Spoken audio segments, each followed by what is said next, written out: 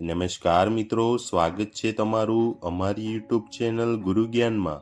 મિત્રો, આજે આપણે વાત કરવાના છીએ તારીખ 26 ફેબ્રુઆરીનો દિવસ એટલે કે મહાશિવરાત્રિનો દિવસ છે મિત્રો।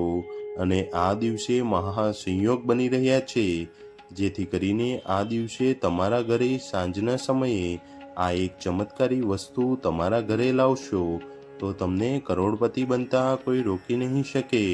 એ વસ્તુની વાત કરીએ તે પહેલાં, જો હજુ સુધી તમે અમારી ચેનલ ગુરુ જ્ઞાનને સબસ્ક્રાઈબ ન કરી હોય તો તરત જ સબસ્ક્રાઈબ કરી લેજો અને હમણાં જ બેલ આઇકન દબાવી દેજો, જેથી કરીને અમારા નવા વિડીયો તમારા સુધી પહોંચતા રહે।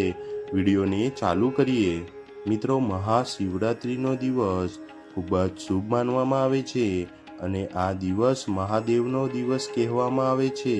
અને આ દિવસે શાસ્ત્રોમાં જણાવ્યા મુજબ આ એક વસ્તુ સાંજના સમયે તમારા ઘરે લાવશો તો તમારા ઘરમાં ધનની આવક ક્યારેય ઓછી નહીં થાય।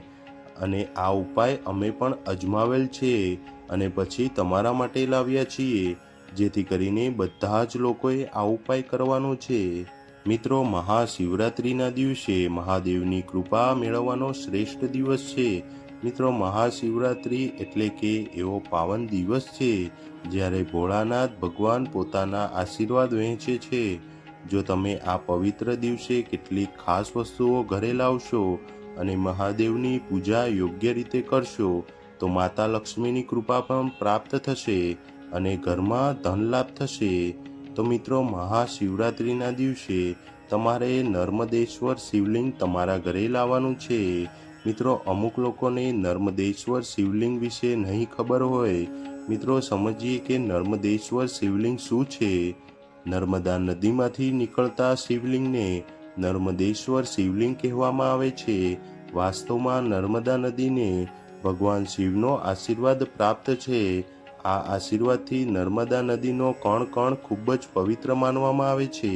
આ જ કારણે નર્મદા નદીમાંથી નીકળતા શિવલિંગને સૌથી વધુ પવિત્ર મનાય છે।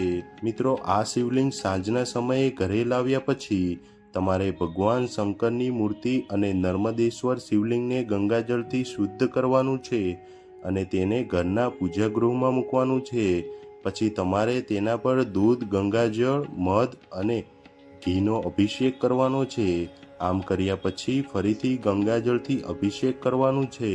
અભિષેક કરાવ્યા પછી શિવજીને બિલ્વપત્ર ખૂબ જ પ્રિય છે, તેથી શિવલિંગ પર 3 પાંદડાવાળો બિલ્વપત્ર ચડાવવાનો છે અને 108 વખત ઓમ નમઃ શિવાય મંત્રનો જાપ કરવાનો છે અને મહાદેવને પ્રસન્ન કરવા ઘીનો દીવો પ્રગટાવવાનો છે।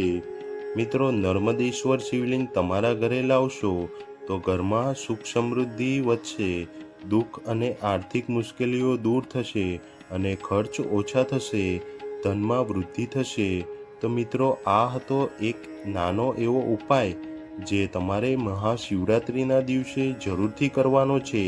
અને આ નર્મદેશ્વર શિવલિંગ બધાના જ ઘરે હોય છે, તેને રાખવું શ્રેષ્ઠ માનવામાં આવે છે। તેથી કરીને તમે પણ આ મહાશિવરાત્રિના દિવસે આ શિવલિંગ તમારે પણ લઈ આવવાનું છે અને અમે જણાવ્યા મુજબ આ ઉપાય કરવાનો છે। મિત્રો, આ ઉપાય ગમ્યો હોય તો તમારા મિત્રો સુધી આ વિડીયોને શેર કરો અને જો હજુ સુધી તમે અમારી ચેનલ ગુરુ જ્ઞાનને સબસ્ક્રાઈબ ન કરી હોય તો તરત જ સબસ્ક્રાઈબ કરી લેજો અને હમણાં જ બેલ આઇકન દબાવી દેજો, જેથી કરીને અમારા નવા વિડીયો તમારા સુધી પહોંચતા રહે।